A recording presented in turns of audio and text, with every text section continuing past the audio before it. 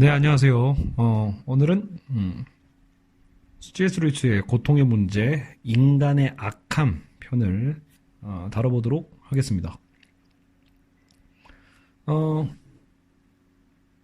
그동안 하나님의 전능과 하나님의 선함이 무엇인지에 대한 이제 그 특성을 살펴봤다라면, 그렇다면 이제 우리가 그에 비추어 봐서 그런 하나님의 전능과 선함의 어떤 그 뜻을 우리가 살펴봤다라면, 그에 비추어서 이제 인간의 악함에 대해서, 인간의 악함, 인간의 타락, 인간의 어떤 우리 고통에 대해서 이제 쭉 앞으로 다뤄보게 될 텐데요.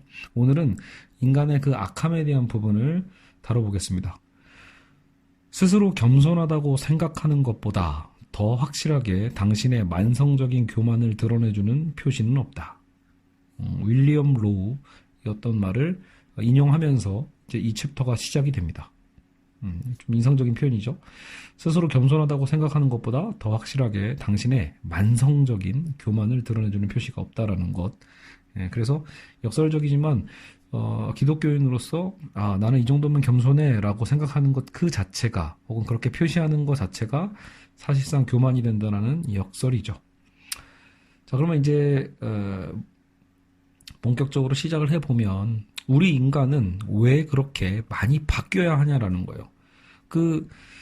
지난 시간까지 계속 그 얘기가 나왔잖아요. 하나님이 만족하시는 그 수준까지 우리를 바꾸어 가시려고 한다라고 했잖아요. 그러면은, 바꿔 가시는 그 뜻은 알겠는데, 뭘 그렇게 또 많이 바뀌어야 될 정도냐? 라고 우리는 또 반문해 볼 수 있죠. 일단은 그 성경적인 교리적 정답은 뭐냐면, 우리 인간은 왜 그렇게 많이 바뀌어야 됩니까? 라고 했을 때, 우리 인간이 스스로 자유의지를 잘못 사용해서 악해졌기 때문이다라는 게 정답입니다. 그죠? 인간은 자유의지를 잘못 사용함으로써 악해졌다. 근데 이게 정답이긴 한데, 루이스는 지금 이 챕터를요, 이 답변 자체를 상세하게 설명하기 위해서 할애하고 있어요. 왜냐하면, 현실적으로 우리 인간 스스로의 악함을 인정하기까지 굉장히 지금 시대가 어렵기 때문이에요. 여러분 교회를 다닌다고 할 때, 여러분 여기서 교회 다니시는 분들은 아마 전도라는 걸 해봤을 겁니다. 저는 정말로 잘 안 하는 거긴 한데, 근데 여러분 이 전도를 전도할 때 가장 많이 막히는 부분이 뭐냐면요. 여러분 교회에서 전도할 때 제일 중요한 게 사형리라는 거 들어봤죠? 결국은 핵심은 우리가 죄인이라는 고백부터 시작을 하는 거거든요. 죄인인데도 불구하고 그것을 구원해 주신 하나님의 어떤 은혜, 이것을 얘기하는 게 복음인데, 정작 그 복음을 전하는 게 전도인데, 이게 지금 시대가 왜 전도가 안 되냐면요, 사람들에게 한번 얘기해 보면, 당신은 죄인인데 당신은 그래도 구원받았습니다 라고 할 때, 내가 왜 죄인이야? 라는 반응이 제일 많습니다. 여러분, 죄인이란 단어 자체가 지금 시대는 형법적으로 내가 어떤 범죄를 저질렀을 때 죄인이라고 부르지, 우리 일상의 삶에서 어떤 도덕적이지 않음에 대한 것을 죄인이라고 표현하지 않기 때문에, 당신은 죄인입니다라고 말하는 것 자체가 안 통한다라는 거죠. 당신의 죄는 사해졌습니다라고 했을 때도 안 통해요. 왜냐면 내가 죄를 지은 적이 없는데 뭘 죄를 사해줘? 라고 하는 반응이 진짜 많이 있을 겁니다. 그래서 이제 그 부분에 대해서 루이스가 좀 더 엄정하게 우리를 객관화해서 볼 수 있게끔 도와주고 있습니다. 자, 그래서 이러한 교리가 현대인들에게 생생하게 다가오기가 어렵다라고 루이스도 얘기를 했고, 사도들의 시대, 2000년 전이죠. 사도들의 시대에는 사실 이교도라고 해도요, 신의 진노를 받아도 마땅하다고 스스로 생각할 정도의 분위기였다라는 거예요. 그러니까 그 당시에는 모두가 본인들의 어떤 죄성에 대해서 이교도라 할지라도 다 알고 있었다. 그리고 이교의 어떤 신비적인 여러 가지 그 제사의식들이 있죠. 신비적 제의나 혹은 에피크로스의 철학도 영원한 형벌이라는 개념을 알고 있었죠. 그러니까 그 영원한 형벌을 어떻게 피할 것인가에 대한 것이 그 철학의 목표일 정도였다라는 거죠. 그 정도로 그 당시의 시대는 뭔가 인간 자체가 뭘 잘하고 뭐 대단하고 이런 어떤 개념보다도 어떻게 하면 우리가 그런 것들에서 벗어날 수 있을까를 고민했다라는 거예요. 그러니까 그 당시에 당신의 죄를 사했습니다라는 복음이 당연히 좋은 소식으로 들렸고, 그래서 그 여파와 이 받아들여짐도 더 셀 수밖에 없었죠. 파워가요. 그러나 지금은 상황이 변했고요. 기독교적 진단을 접하기 전에는 결국은 치료법에도 귀도 기울이지 않는 현실이라는 거죠. 자, 그래서 루이스는 먼저 원인부터 진단을 합니다. 상황이 급변하는 원인이 대체 뭐냐? 대체 뭐가 바뀐 거냐라고 했을 때, 첫째, 지난 100여 년간에, 1900년대부터 얘기한 거겠죠? 아니면 1800년대 후반, 100여 년간에 친절과 자비만 지나치게 강조하여 친절 위의 덕목과 무자비함 이의 악덕은 무시하게 된 셈이다라는 거예요.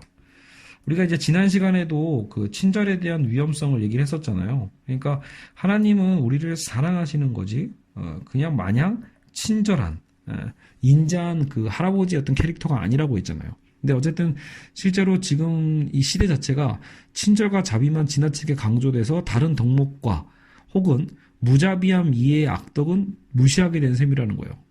그러니까 무자비하지만 않으면 된 거 아니야? 이런 어떤 윤리적 기준이 생긴 거죠. 물론 자비는 좋은 거고요. 지켜야 될 덕목이라는 건 루이스도 인정합니다. 그러나 이러한 자비와 친절이라는 것이 합당한 근거 없이 이미 갖추고 있다고 착각하는 자질이라는 점이에요. 그러니까 많은 사람들이 이렇게 착각한다는 거죠. 나는 자비로운 사람이고 나는 굉장히 친절한 사람이야. 나는 굉장히 젠틀한 사람이야 라는 것을 이미 갖추고 있다라는 식으로 생각한다라는 거예요. 특별히 짜증내는 일만 없으면 나는 자비롭지. 그렇게 여기고 다른 동료를 위해 희생해 본 적도 없는 사람이 스스로는 심성 바르고 파리도 못 죽이는 인간이라고 착각하면서 자신의 다른 악덕점은 대수롭지 않게 생각한다는 점이에요. 단지 기분이 좋은 것을 친절이라고 착각하고는 한다. 그 굉장히 루이스가 어쨌든 이렇게 딱 우리의 어떤 약점을 딱 찌르고 있는 거죠. 정말로 많은 분들이 암묵적으로 그렇게 생각하고 있지는 않을까 생각이 됩니다. 여러분, 우리는 실제로 되게 심각한 어떤 범죄와 그리고 굉장히 잔인한 사건들을 많이 보는 시대를 살고 있잖아요. 그러다 보니까 오히려 우리는 되게 상대적으로 생각하게 돼요. 그래, 난 적어도 형법을 어기진 않아. 그래, 난 적어도 사람을 죽이지 않았고, 그래, 난 적어도 사람을 때리지 않았기 때문에 나는 그래도 괜찮은 사람이야. 나는 정말 좋은 사람이야 라고 우리는 스스로를 위안하고는 합니다. 그리고서 우리는 그렇지 못한 어떤 범법자들에 대해서 한없는 어떤 질타와 한없는 어떤 정죄를 하게 되는 거죠. 그래서 루이스는 우리에게 그러니까 우리는 이 하나님의 그 전능과 선함을 배웠잖아요. 하나님이 원하시는 수준은요, 범죄를 저지르지 않는 정도의 수준이 아니라는 거예요. 우리가 범죄를 저지르지 않아도 비도덕적이고 우리 안에 있는 그 여러 교만한 죄와 악덕에 대한 것들을 다 드러내는 것이거든요. 그렇죠? 어쨌든 근데 문제는 그런 것들이 별거 아닌 것처럼 만드는 친절과 자비라는 덕목만을 강조한 지금 시대에 어떤 문제가 있다라고 본 거예요. 그걸 원인으로 잡았고요. 자, 두 번째는 정신분석의 영향으로 보고 있어요. 그러니까 루이스가 살았던 시대에 이 정신분석 프로이트의 영향력이 상당히 컸던 것 같아요. 그리고 지금 시대도 우리도 어느 정도 영향을 받고 있거든요. 그래서 억압과 억제 이론이 준 악영향이 있다라는 거예요. 무슨 소리냐? 여러분, 정신분석을 다루다 보면 우리가 구체적으로 정신분석을 모르시는 분들도 대다수 사람들에게 수치심은 위험하고 해롭다는 인상을 심어준 게 정신분석이라는 거예요. 그러니까 사실 제가 최근에 그 욕망에 대한 이제 그 특강도 하고 있잖아요. 욕망 특강을 하는 과정에서 안 그래도 최근에 프로이트 편을 녹음을 했는데 사실 프로이트조차도요, 어떤 면에서는 우리의 욕망을 그 억압하고 희생당해야지만 그 문명이 유지된다고 봤기 때문에 이 루이스의 지금의 분석이 논리적으로 딱 맞는 건 아닐 수도 있는데, 루이스는 이 정신분석의 이 흐름 자체를 얘기하고 있는 것 같아요. 그러니까 왜냐면, 실제로 여러분 지금 지금 시대에 이 남성의 어떤 성적 자유행위에 대해서 이제는 그렇게까지 비난하거나 비판하는 어떤 입장은 거의 없다고 생각하셔도 될 거예요. 그러니까 저희 어렸을 적이나 아니면 뭐 교회에서 자랐던 아니면 교회가 아니더라도 사회적으로도 뭔가 자유행위 자체는 굉장히 숨겨야 될 것이고 문제가 있는 것이고, 그래서 그 자체는 어떤 죄에 가깝다라고 생각했던 경우가 많았기 때문에. 그러나 지금 시대는 어때요? 두려워하지 말고 그거는 죄가 아니고 그건 문제될 게 없고 당당해라. 요즘 여성에 대한 자유 얘기도 한단 말이에요. 그러니까 이제 그런 부분에 대해서 이제는 어때요? 우리가 욕망하고 있는 것들에 대한 것을 이제는 수치감을 갖지 말고 거리낌 없이 드러내라라는 시대에 살고 있다라는 거예요.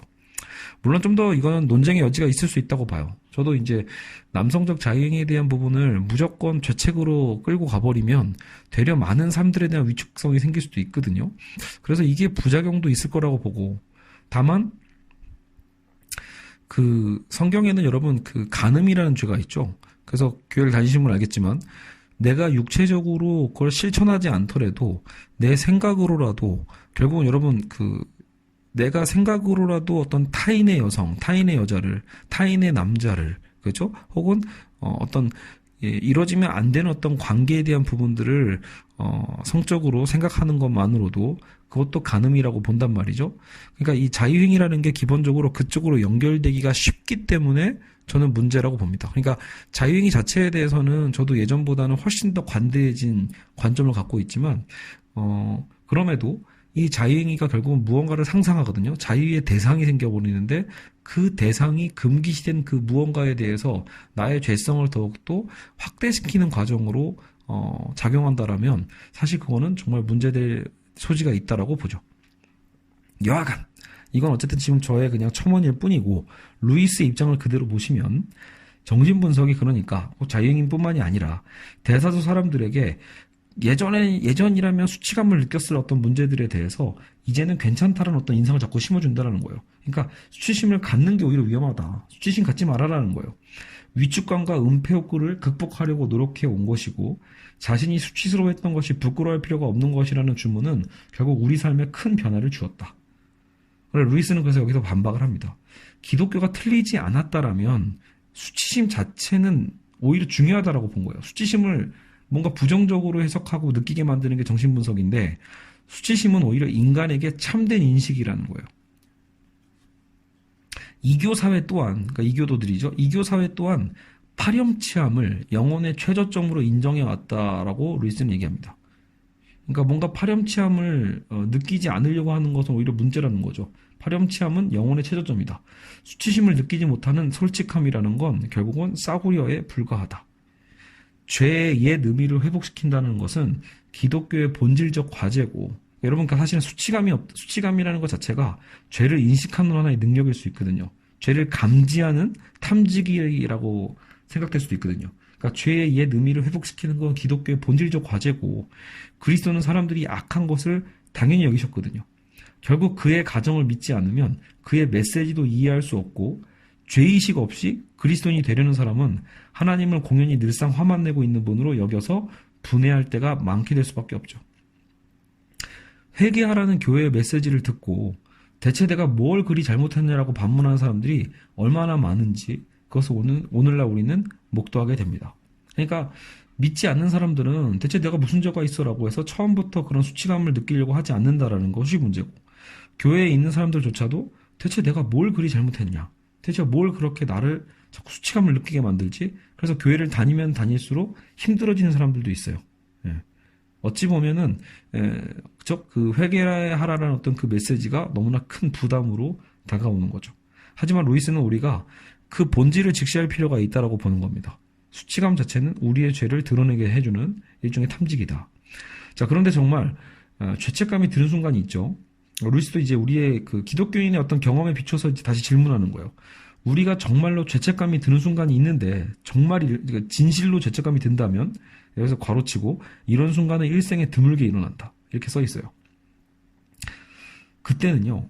하나님에 대한 원망 같은 불경스러운 생각은 전부 사라져 버린다라는 거죠.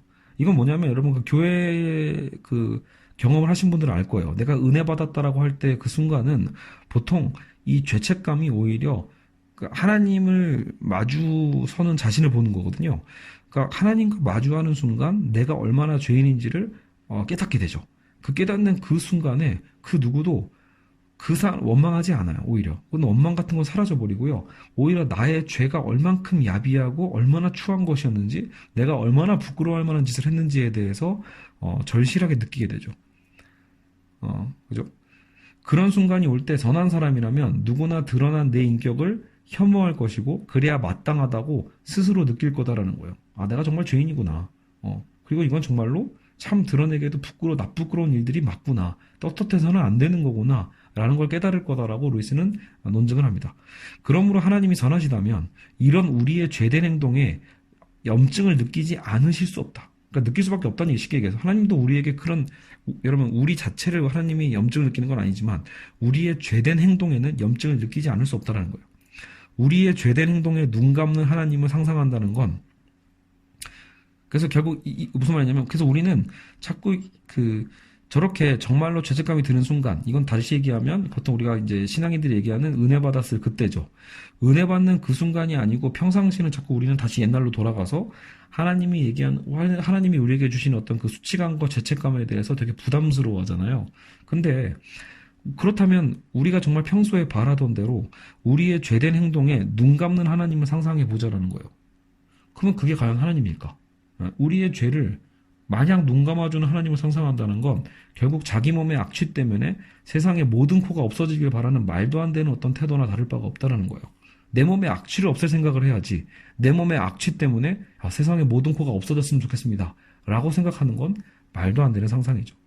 말로만 자신을 악하다고 하는 사람은 하나님의 진노가 야만적인 교리로 보이나 자신의 악함을 지각하는 순간 하나님의 진노는 불가피한 것으로 하나님의 선함에서 비롯된 필연적인 결과로 보게 될 거다라고 루이스는 확신하고 있습니다. 그리고 사실 정말 혼란스러운 부분이에요. 여러분 진짜 그러니까 우리가 지금 시대이기 때문에 혼란스러운 거예요. 여러분 루이스의 이 메시지가요. 단 10년 전만 해도요. 그렇게까지 혼란스럽진 않았거든요. 제가 이 인간의 고통을 10년 전에도 읽었었는데 그때 읽었을 때만 해도 그렇지 이렇게 동의가 되는데 10년 여러분 한국 사회의 최근 5년간의 흐름을 보시면 정말로 급격하게 우리 개인의 어떤 욕망과 우리의 어떤 우리가 하고 싶은 것을 하라고 전하는 뭔가 이걸 또 우리는 위로의 메시지라고 보통 얘기를 하는데 이런 것들이 정말 많죠. 너 하고 싶은 대로 해라. 너의 하고 싶지 않은 것들을 억지로 시키는 거는 잘못된 거고 그건 억압적인 거고 너의 욕망을 오히려 실현해라. 이런 메시지들이 굉장히 많습니다. 그리고 사실 우리는 거기에 정말로 위로를 얻죠. 그러니까 기독교적인 어떤 메시지는 너무 우리를 보수적이고 정죄하고 딱딱하고 꼰대 같다는 어떤 느낌이 들게끔 지금 시대는 그렇게 세팅이 되어 있다라고 볼 수 있죠. 충분히 여러분 우리는 지혜롭게 저는 구분할 수 있을 거라고 봅니다. 그러니까 분명히 과도한 수치심, 그러니까 과도한 어떤 이런 율법주의나 과도한 어떤 자기정제성 같은 것들은 벗어나는 게 정말 전 중요하다고 봅니다. 그러나 우리가 정작 하나님의 어떤 소리, 하나님의 어떤 가르침 속에서 깨달아야 될 것, 우리에게 심어져 있는 수치감, 혹은 어떤 고통이라는 어떤 메시지 속에서 우리가 어떤 메시지를 읽어낼 수 있는지는 되게 중요한 것 같아요. 뭐든지 피하려고만 하고, 뭐든지 친절과 자비만을 강요하는 것 자체가 정말로 우리 사회를 올바른 정의의 사회로 움직일 거라고 저는 믿지는 않거든요. 예. 항상 여러분, 각자에 대한 욕망을 실현하는 사회라는 걸 강조하는 게 미시적으로 볼 때는 위로가 되지만 사회 공동체적으로 봤을 때는 결국은 혼란만 올 뿐이긴 합니다. 그렇기 때문에 우리는 분명히 어떤 이것을 구분해낼 수 있는 지혜는 필요하다. 이건 루이스가 한 얘기가 아니고 제가 지금 첨언을 한 것뿐입니다. 자, 그럼 계속 넘어가 볼게요. 우리는 지금 인간의 악함에 대해서 루이스의 어떤 분석, 생각을 듣고 있습니다. 자, 인간의 자유의지를 통한 타락은 새로운 교리는 그래서 아니죠. 하지만 현대는 환상이 너무 강력한 만큼 실제를 좀 더 믿을 만하게 하는 몇 가지 고찰이 필요하다. 그러니까 어떻게 보면 인간의 악함이라는 실제를 믿을 만하게 하는 몇 가지 고찰이 필요하다고 해서 루이스는 총 8가지의 고찰을 하고 있습니다. 우리는 이 8가지만 오늘 정리를 하고 다음 인간의 타락편으로 넘어가면 됩니다. 자, 인간의 악함에 대해서 첫 번째 고찰. 우리는 사물의 겉모습에 속고 있습니다. 첫 번째, 우리는 사물의 겉모습에 속고 있다. 우리는 항상 최고의 존경할 만한 사람보다 크게 못할 것이 없고, 우리는 마치 최고로 존경할 만한 사람보다 조금 못할 뿐이지 크게 못할 건 없고, 최악의 사람보다는 확실히 나은 인간이라고 믿는다. 아까도 했던 얘기지만 우리가 어떤 범죄를 저지른 사람에 대해서는 굉장히 하등한 존재로 여기는 반면에 내가 존경하는 사람은 또 하늘만큼 존경한다기보다도 어쨌든 나와 좀 비슷한데라는 어떤 교만함도 갖고 있다는 거죠. 그래서 이는 대부분 착각이라고 루이스는 선을 긋습니다. 착각인 경우가 많다. 그리고 설령, 자 보세요. 이건 되게 중요한 부분이에요. 우리가 최고로 존경할 만한 사람 또한 우리는 정확히 안다고 할 수 없다라는 게 중요하다는 거죠. 왜냐하면 그의 겉모습과 우리는 그의 겉모습만 알고 있잖아요. 여러분 우리가 지금 사회에 존경할 만한 사람들이 많이 있긴 있잖아요. 그리고 여러분 개인적으로도 되게 존경하는 의인들이 있을 거예요. 하지만 인간은 겉모습만으로 드러나기 때문에 우리가 그의 참모습은 알 수가 없어요, 절대. 그러니까 그의 겉모습과 참모습의 다름은 누구만 알 수 있죠? 하나님과 그 자신만 알고 있습니다. 그렇기 때문에 물론 일치한다면 다행이겠지만 그의 겉모습과 참모습이 일치하지 않는 경우는 얼마든지 있어요. 왜냐하면 우리가 우리를 보면 알잖아요, 솔직히. 여러분, 우리 자신 스스로를 가슴에 손을 대고 생각을 해보시죠. 그러면 여러분은 과연 남들에게 정말 떳떳할 수 있는가? 나는 겉과 속이 정말 똑같은 사람입니다 라고 얘기할 수 있는가? 정말로 없다라는 거. 루이스는 단호하게 얘기하는 거죠. 우리 자신이 평소에 그렇지 않음을 알기 때문에 우리는 그 역시도 다를 수 있다는 것을 충분히 감지할 수 있어야 된다라는 거예요. 우리는 평소에 사람들 앞에서 경솔한 행동과 말을 했을 때조차도 그 내면에는 그 행동과 말보다 훨씬 못한 것이 들어있다는 것을 본인만큼만 알고 있다는 거예요. 그러니까 여러분, 우리가 못하는 평소에 말실수를 하든 어떤 잘못된 경솔한 행동을 하든 간에 그것이 더 과장돼서 나왔다기보다 오히려 우리 안의 본성은 더 악하다라는 거죠. 그래서 그 나의 어떤 악함을 나는 더 잘 알고 있고, 우리는 서로 간의 진실을 있는 그대로 털어놓은 적이 한 번도 없다. 여러분, 우리는 진솔한 대화라는 것을 해본 적이 있을까요? 여러분, 그러니까 우리는 어떤 한 사건이나 한 사연에 대해서 많은 것들을 꺼내놓을 수는 있어요. 믿을 만한 사람들에게, 친구들에게든 사랑하는 사람들에게. 하지만 여러분 안에 그 추악한 것을 정말로 다 드러내서 얘기해 본 적 있나요? 저는 못합니다. 여러분, 저는 일단 확실한 건 경험상 저는 불가능해요. 저는 죽을 때까지 제가 안고 가야 될 비밀들이 있습니다. 그러면 다른 사람들도 있지 않을까? 나만의 어떤 죄악, 나만의 죄된 생각들, 이런 것들을 여러분, 솔직한 게 다 좋은 게 아닐 수도 있거든요. 그걸 다 끄집어냈을 때 오히려 듣는 사람이 준비되어 있지 않는다면 되려 그것은 더 큰 상처로 될 수도 있죠. 중요한 건 나의 그 죄를 하나님에게라도 신에게라도 우리는 끄집어낼 수 있는가. 그리고 루이스는 이렇게 또 잔인하게 우리의 치부를 드러냅니다. 우리는 추한 사실을 고백할 때조차도요, 고백하는 말투에 거짓을 섞어 넣는다라는 거죠. 고백의 행위 그 자체와 위선적인 눈짓과 우스갯소리 등으로 자기의 고백하는 내용과 자신을 어느 정도 거리를 두게 만드는 거예요. 내가 나의 죄를 고백하고 있지만 나는 또 그렇게까지 나쁜 사람은 아니야. 내가 또 어쩔 수 없이 그런 짓을 한 거지. 뭐 이런 식으로 자꾸 정황을 블라블라 얘기해내는 게 사실 우리죠. 게다가 습관적인 악덕은 예외적인 행동인 것 마냥 암시하고 믿는 반면에 우리는 우리의 악덕은요, 어쩌다 그런 거야, 어쩔 수 없이 그런 거야 라고 스스로 암시하고 그렇게 믿고 있다는 거죠. 반면에 우리가 잘하는 거, 가끔 잘하는 미덕은 그 반대로 항상 그래왔던 것처럼 또 생각하는 측면이 있다는 거예요. 어쨌든 여러분, 로머 루이스는 잔인합니다. 그만큼 여러분 이 성찰이 얼마나 깊었는지를 알 수 있어요. 루이스의 이 성찰은요, 진짜 우리가 읽다 보면 진짜 난 그랬지, 진짜 나도 그렇지라고 깨달을 수밖에 없게끔. 근데 평소엔 또 잘 모르고 살고 암묵적으로 묻어왔던 것들을 루이스는 정말 적나라하게 드러내는 재능이 있습니다. 평생토록 끊임없이 마음에서 웅얼대는 악의 질투, 음란, 탐욕과 자기만족의 소리는 말로 간단하게 전환될 수 있는 게 아니라는 거예요.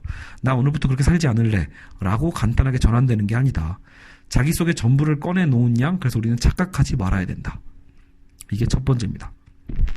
참, 그리고 아까 물론 다 했던 얘기지만 여러분, 우리가 정말 저 사람은 그럴 리 없어라고 하는 분조차도 그 사람이 실제로 속이 어떤지는 우리는 결코 알 수 없다라는 것을 우리는 분명히 깨달아야 하고, 그렇기 때문에 여러분, 너무 우리는 사람에게 많은 기대를 해서는 안 됩니다.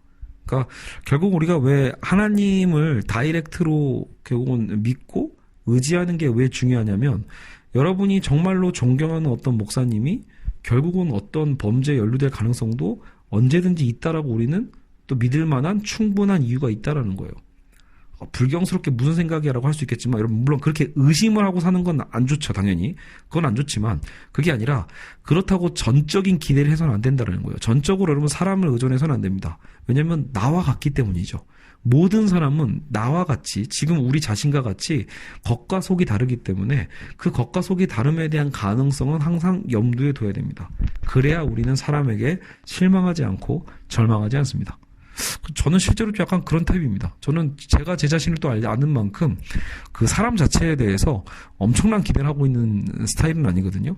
그래서 가끔 저는 그 사람이 그랬다고 했을 때 별로 충격을 이렇게 받는 타입도 아니에요. 오히려 인간이기 때문에 그럴 수 있지.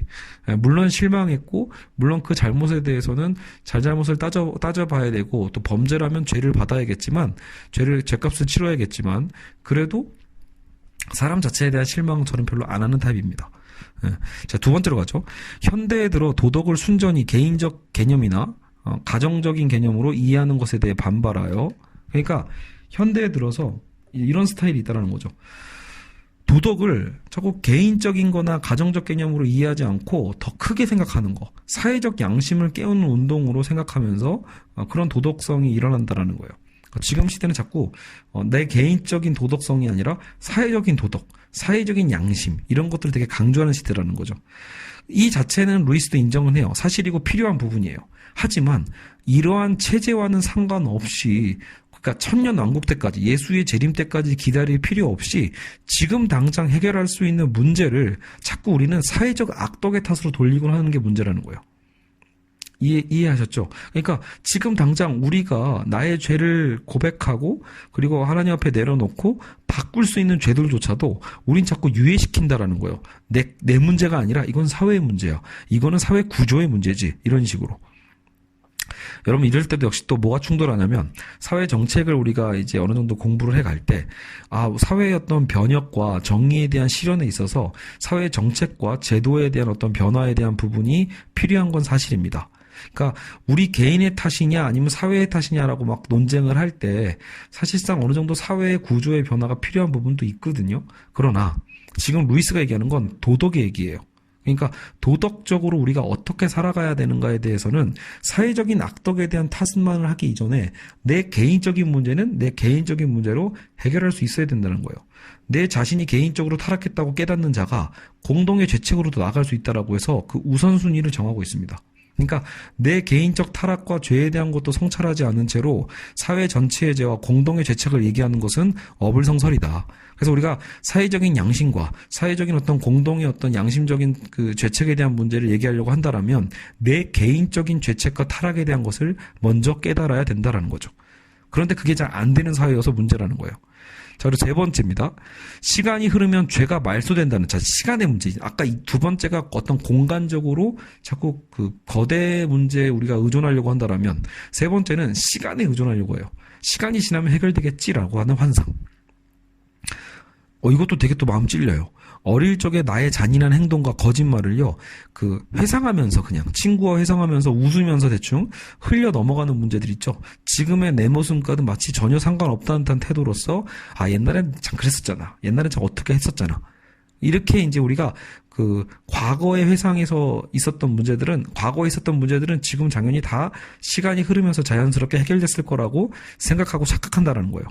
하지만 시간이 흐른다고 그 사실이 바뀌는 것도 아니고 죄책이 없어지는 것도 아닙니다. 죄책을 씻는 것은 회개와 그리스도의 피뿐입니다. 그러니까 여러분, 죄의 문제를 해결하는 건 우리의 회개가 있어야 되고 그리스도의 피가 있어야 됩니다. 그래서 그리스도의 대속을 통해서 해결되는 거지 시간이 지난다고 그냥 해결되는 게 아닙니다. 그럼에도 불구하고 우리는 마치 시간으로 덮어두려고 하는 것들이 꽤 있죠. 사실 여러분, 과거의 문제까지도 안 가도 되고요. 저는 당장 오늘도 자녀와의 문제, 제 딸에게 제가 함부로 욕을 한다거나, 그래서 함부로 대한다거나, 상처 주는 말을 한다거나, 이거 자체가요, 실제로 제가 얼마나 비겁한가를 스스로 깨닫거든요. 그러니까 부모를 권력자로서 이미 나도 모르게 생각을 해서, 사실상 아이의 잘못에 대해서 지적은 할 수 있지만 아이의 잘못을 인격적으로 제가 침해할 때가 있거든요. 그 선을 넘어서는 거죠. 그랬을 때는 사실 여러분 부모라면, 진정한 부모도 하나의 인격체로서 자신의 어떤 죄의 문제라면 사과할 것은 아이에게 직접 사과할 문제죠. 그건 사실 하나님에게 사과한다고 될 얘기가 아니라 하나님에게 회개하되, 제가 바로 지금 잘못을 용서를 빌 기회가 있잖아요. 그러면 아이에게도 내가 아까 말을 잘못해서 미안했다. 용서해다오. 라고 얘기할 수 있는 용기가 필요하거든요. 결국 부모도 자녀와의 관계에서 그때그때 사과하고 용서받아야 될 그럴 자리에 있음을 깨달을 때가 많이 있습니다. 그럼에도 비겁하게 그 상황을 모면하려고 하고 시간으로 때우려고 하는 제 자신 또한 알고 있습니다. 예. 그래서 저도 오늘 또 당장 오늘이네요. 그러고 보니까. 그래서 오늘도 둘째 아이에게 저는 또 사과를 하고 왔습니다. 사실 저희 아내가 오히려 그걸 잘하거든요. 아이들에게 뭔가 필요 이상의 화를 냈거나 불필요한 발언을 했을 때는 아내는 그래도 그날 그 문제를 아이들에게 직접 사과하는 용기를 갖고 있어요. 근데 저는 또 의외로 비겁하더라고요. 뭔가 이렇게 좀 시간으로 좀 때우자. 좀 이따 괜히 다른 걸로 잘해주는 거 있잖아요.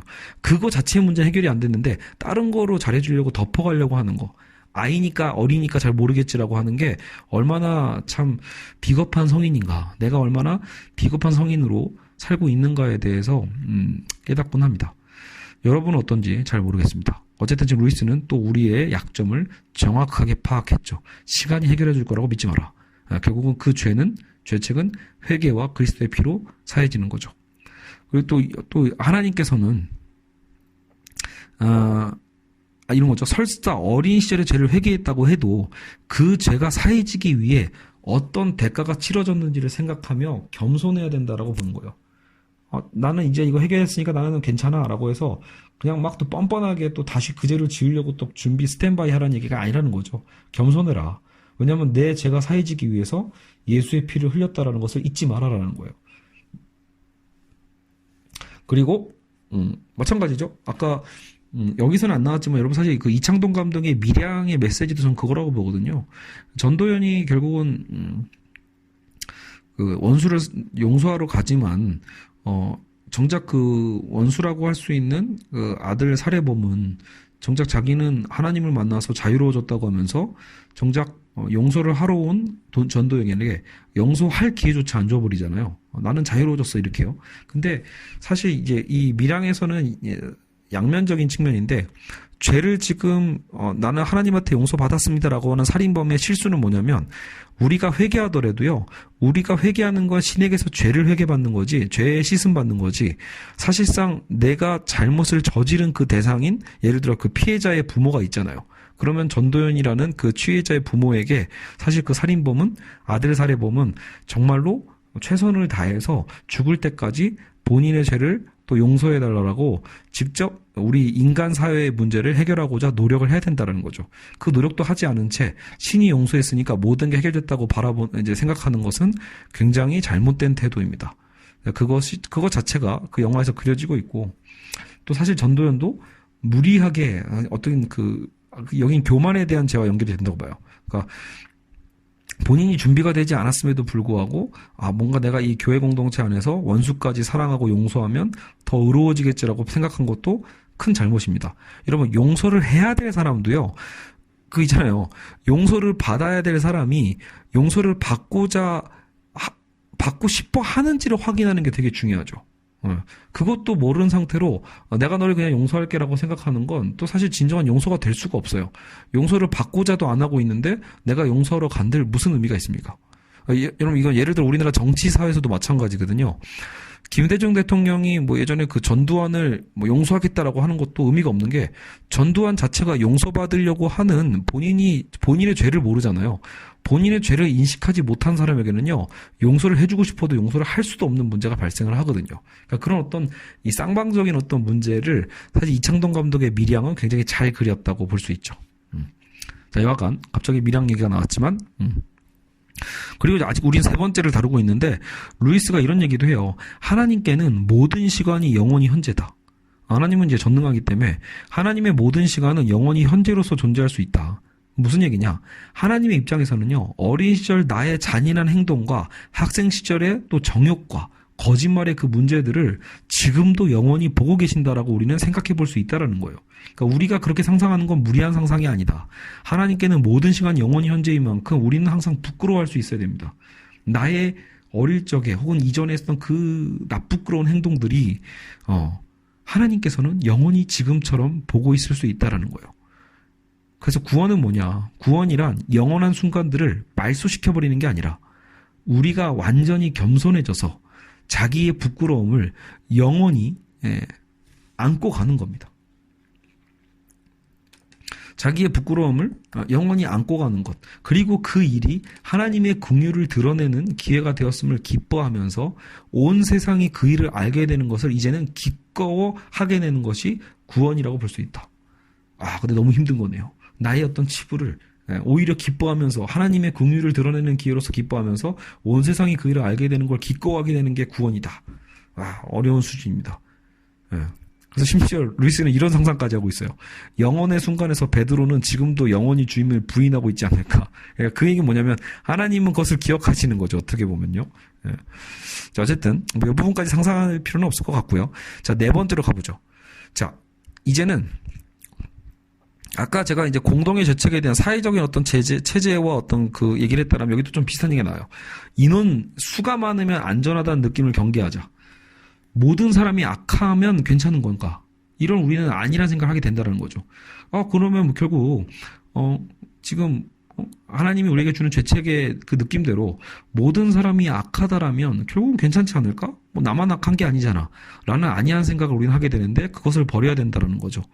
고립된 단체 생활 안에서 여러분 이제 뭐 군대를 보통 생각하시면 될 텐데 군대뿐만이 아니라 어떤 고립된 여러 가지 단체 생활이 있죠. 어떤 회사가 될 수도 있고 군대가 될 수도 있고 여러 가지 어떤 종교 공동체가 될 수도 있는데 고립된 단체 생활 안에서 다들 하는 일이었기 때문에 지극히 정상적으로 그 보였던 일이요. 그 단체 바깥으로 나왔을 때 터무니없는 행동이라는 게 드러날 때가 많거든요. 그러니까 그 안에서는 몰라. 근데 나와 보니까 알게 되는 상황거든. 그런 경험 조금씩 있지 않나요? 이처럼 루이스는 이걸 비유한 거예요. 우리 인류 전체도 악에 고립될 수 있지 않을까.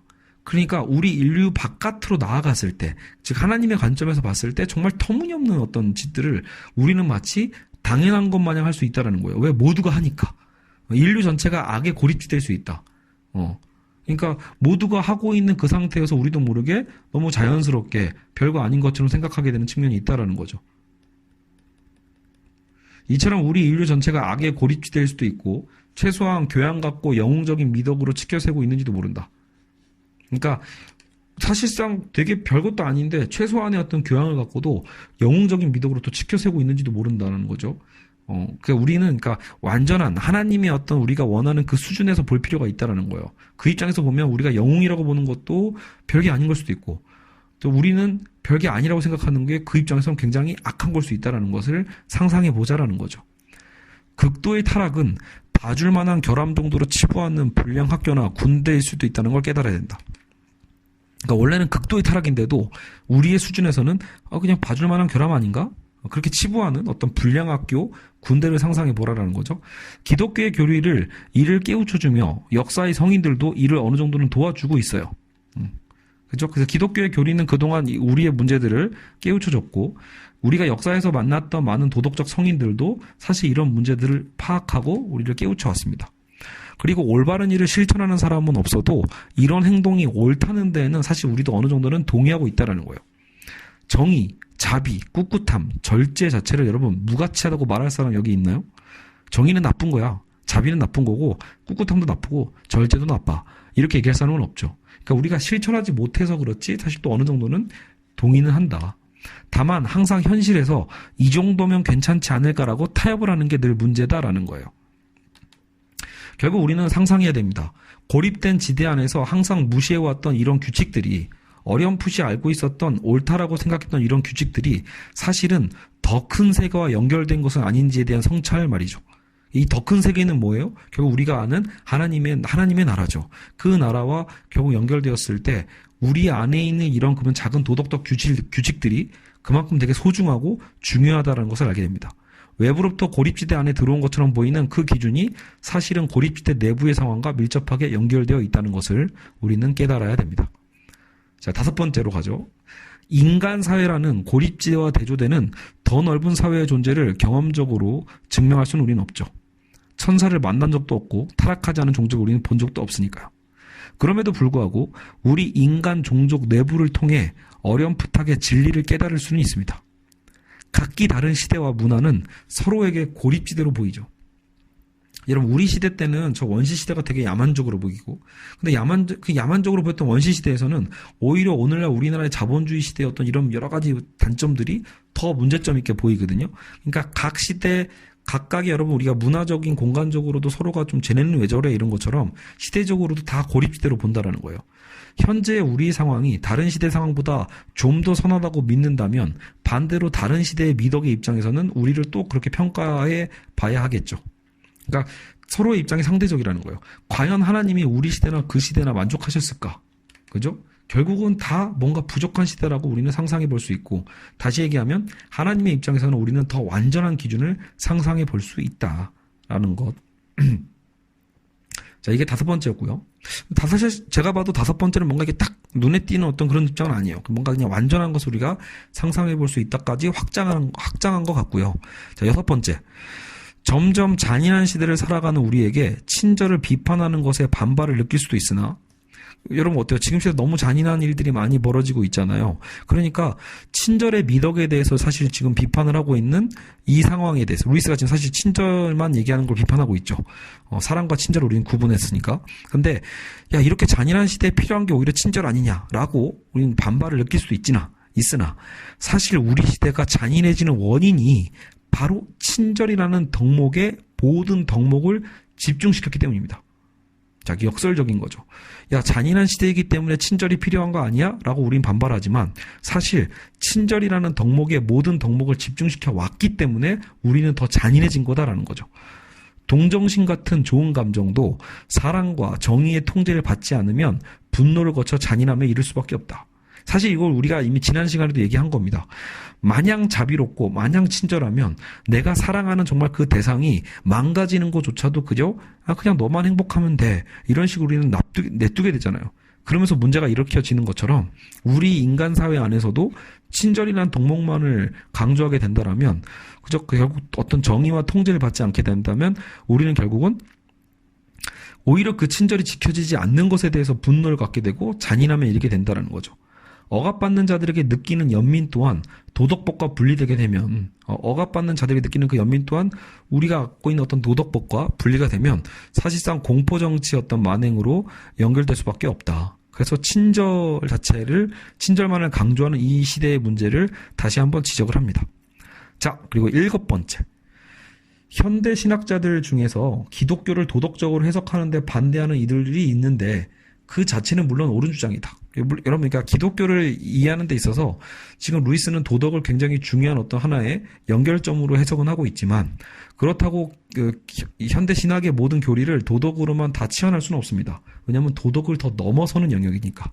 하지만 일단 루이스가 지금 강조하고 싶은 건 하나님의 거룩함이라는 게 도덕적 완벽함을 넘어서는 별개의 것이다라는 거죠.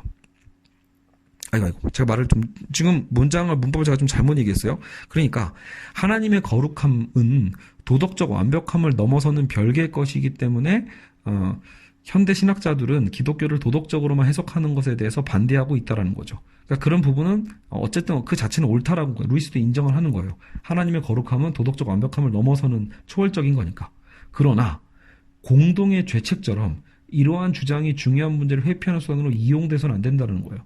위에서 살펴봤던 어떤 그 공동의 죄책론처럼 결국은 기독교를 도덕적으로 해석하는 것을 반대함으로써 오히려 중요한 문제를 회피하는 수단으로 이용돼서는 안 된다. 하나님은 도덕적 선을 넘어서는 분이지 도덕적 선에 못 미치는 분이 아니라는 게 여러분 중요합니다. 다시 얘기하면 도덕적인 선과 아무 상관없는 하나님의 그 선을 이야기해서는 안 됩니다. 하나님은 기본적으로 우리의 도덕적인 선 자체를 넘어섰고 초월할 정도로 이미 다 충족하고 충만하게 넘어서는 분이라는 점에서 우리가 도덕으로 해석해서는 안 된다는 얘기지, 신학자들은요. 그렇다고 하나님이 우리가 생각하는 도덕과 정반대에 있는 분은 아니라는 거예요. 사실 이 부분도 우리가 하나님의 전능함 속에서 한번 살펴봤던 얘기죠. 그러니까 하나님은 도덕적 선에 못 미치는 분이 아니다. 그 얘기는 뭐예요? 도덕법은 초월되기 이전에 존재하는 것일 수 있다는 거죠. 이거 헷갈리게 있었네요, 제가. 그러니까 도덕법은 초월되기 위해서 존재하는 걸 수 있다. 얼마든지 우리는 그것을 뛰어넘을 수 있을 정도로 다 지키고 넘어설 수 있을 정도의 수준을 우리는 최소한 상상할 수 있어야 된다는 거예요. 도덕법의 요구를 인정한 후 우리는 그래서 전력을 다해서 노력할 필요가 있다는 거죠. 물론 우리는 결론을 알고 있죠. 다 못 지킵니다. 우리는 실패할 수밖에 없습니다. 루이스도 이걸 전제하고 있죠. 하지만 중요한 건 실패하더라도 우리가 결국은 그것을 초월하고 완전케 하는 하나님을 바라보면서 결국은 그 실패를 정면으로 직시할 때에만 우리는 결국은 하나님의 도움을 힘입어서 도덕법을 초월할 수 있는 거지, 그냥 그 도덕법 자체는 우리의 것이 아니니까 포기라고 하는 것은 오히려 문제의 회피가 된다라는 거죠. 그런 만큼 여전히 우리에게 도덕은 중요합니다. 자, 마지막 8번째입니다. 도덕을 지금 중요시하는 이유가 뭐겠어요? 우리의 악함을 드러내는 과정이기 때문에 우리는 이 도덕에 대한 중요성이 역설적으로 드러나는 거죠. 자, 그럼 8번째. 자기 행동에 책임을 지는 대신 인간 본질에 내재된 필연성에 정가시키도록 부추기는 사상들이 많이 있다. 자, 내 행동에 책임을 지지 않고요. 아, 인간 본질이 원래 그래. 인간은 필연적으로 그럴 수밖에 없어. 이런 사상들이 너무 많다라는 거예요. 심지어 나중엔 창조자에게 책임을 던지는 거죠. 아, 누가 그렇게 만들래? 이렇게요. 물론 위에서도 얘기했지만 우리는 완전히 도덕법에 순종하는 게 불가능할 수밖에 없죠. 그러나 완전한 순종과 우리 대부분의 삶과 연관성이 정말 있다면 우리가 최소한요, 지난 24시간 동안 실패한 순종의 수준 정도를 우리가 도달할 수는 있다는 거예요. 제가 이런 얘기죠. 아까도 얘기했지만 우리가 좀 솔직해지라는 거죠. 자꾸 우리가 남의 탓, 바깥 탓, 구조 탓, 무슨 뭐 사회적인 탓 하지 말고, 사실 지금 내가 실패했던 어떤 그런 순종의 수준 정도는 좀 더 노력한다라면, 그리고 나의 그 잘못을 직시한다라면 얼마든지 해결할 수 있을 정도의 것들이 많다라는 거예요. 그래서 우리는 왜 초대 기독교인들처럼 경건하지 못한가? 그죠? 근데 그건 왜 그럴까? 초대교인들은 경건했다고 들었는데 왜 우리는 그 정도가 못 되는가라고 했을 때 사실 우리가 무지하거나 무능력해서가 아니라는 거예요. 우리는 애초에 지금 이 시대에 그걸 바라지도 않기 때문이라는 거죠. 정작 우리는 그 수준을 바라지도 않고 있기 때문임을 마음의 소리를 통해 들을 수 있습니다. 여러분, 정작 제가 이렇게 그 강의를 하고 있지만 가장 많이 찔리고 있는 건 제 자신입니다. 저조차도 그것을 뭔가 해내려고 노력하지 않고, 아, 난 당연히 할 수 없고, 뭐, 난 당연히 그 수준을 미치지 못하니까라는 식으로, 오히려 현실에서 충분히 나의 어떤 미치지 못하는 그 수준에 너무나 만족하고 살아가고 있다라는 거죠. 예. 그리고 그게 편하니까. 하지만 우리는 그 나의 편함과, 지금 계속 얘기하는 게 친절이잖아요. 그 친절한 하나님만 우리는 바라서는 안 됩니다. 우리는 그래도 노력해야 합니다. 전적으로 타락했다면 우리는 스스로 타락했음도 깨달을 수는 없습니다. 그러니까 루이스는 지금 전적 타락론을 얘기하려고 한 게 아니라는 거죠. 계속 우리가 지금 뭐 잘못하고 있다고만 얘기하고 있으니까 결국 루이스는 신학적으로 어떤 전적 타락론을 얘기하려는 게 아닐까라고 하지만 루이스는 절대 그렇지 않다라는 거예요. 정말 타락했다면 우리는 타락했음도 깨달을 수 없다. 지금 우리는 타락했음을 깨닫고 있는 과정이죠. 인간의 본성에는 분명히 선함이 있다라고 루이스는 확실합니다. 그리고 수치심을 통해서 얻게 되는 통찰을 기대하라는 거지 우울하게 살자고 지금 이 얘기를 하고 있는 게 아니에요. 우리는 할 수 없으니 우울하게 살자, 포기하고 살자, 이게 아니죠. 염세주의를 얘기하는 게 아니에요. 그죠? 통찰하고 우리가 하나님이 우리를 통해 이루실 일을 기대하자라고 지금 이 얘기를 하고 있는 거죠. 실제로 슬픔은 정말 나쁜 것은 사실이에요. 실제로 슬픔 자체는 정말 나쁜 거다. 하지만 물론 여러분, 구체적인 죄를 회개하는 데서 나오는 슬픔, 자기 잘못을 바로잡거나 남에게 끼친 해를 보상하게 만드는 슬픔, 남을 향한 연민, 그리도께 만드는 슬픔은 제외하고 말이죠. 그러니까 슬픔이 다 나쁜 건 아니라는 거예요. 좋은 슬픔도 있죠. 구체적인 죄를 회개하게 만드는 슬픔이라면 좋은 거죠. 나의 잘못을 바로잡거나 남에게 끼친 해를 보상하게 만드는 슬픔은 좋은 거죠. 남을 향한 연민의 그 슬픔도 좋은 겁니다. 하지만 슬픔 자체는 분명히 나쁜 거라고 루이스도 인정을 해요. 우리는 기뻐하라는 명령도 받았음을 잊지 말아야 된다는 거죠. 기뻐해야 된다. 겸손은 첫 충격이 지나간 후에 결국 즐거움을 안겨주는 미덕이다 라고 얘기하고 있습니다. 자, 그러나 우리는 깨달아야 되죠. 현재 우리는 하나님이 보시기에 끔찍한 피조물의 상태다라는 것을 인정해야 됩니다. 그리고 재밌게도 거룩한 사람일수록 그 사실을 알고 있어요. 네. 끔찍한 피조물의 상태인 건 오히려 여러분 거룩한 사람일수록 더 잘 알고 있습니다. 성자들이 스스로 악한 인간이라고 고백할 때 그건 그냥 여러분 하나님과 성자들 간의 어떤 쇼맨십이 아니에요. 야, 그렇게 너는 자격은 충분한데 참 겸손하게 얘기 잘하는구나. 이렇게 이제 칭찬받으려고 성자들이 얘기하는 게 아니라 성자들은 진정으로 과학적으로 정확한 진실을 보고하고 자신들의 악함을 보고하는 셈이라는 거예요. 자, 그럼 우리는 왜 이 지경까지 왔는가? 자, 루이스는 우리의 악함을 그동안 얘기를 해왔죠, 지금까지. 그러면 우리는 대체 왜 이 지경까지, 왜 우린 이렇게까지 이 상태로 왔는가라는 거에 대해서 그 답변은 5장인 인간의 타락편에서 나옵니다. 그럼 왜 우리는 이 지경까지 왔고 왜 어쩌다가 이렇게 타락하게 되었는가를 다음 편에 우리는 살펴보도록 할 겁니다. 자, 그래서 오늘 우리는 인간의 악함에 대해서 살펴봤고요. 다음 인간의 타락 시간에 다시 만나기로 하겠습니다. 예, 여러분 오늘도 제 부족한 수업을 또 들어주시느라 고생하셨습니다. 다음 편에 다시 뵙겠습니다.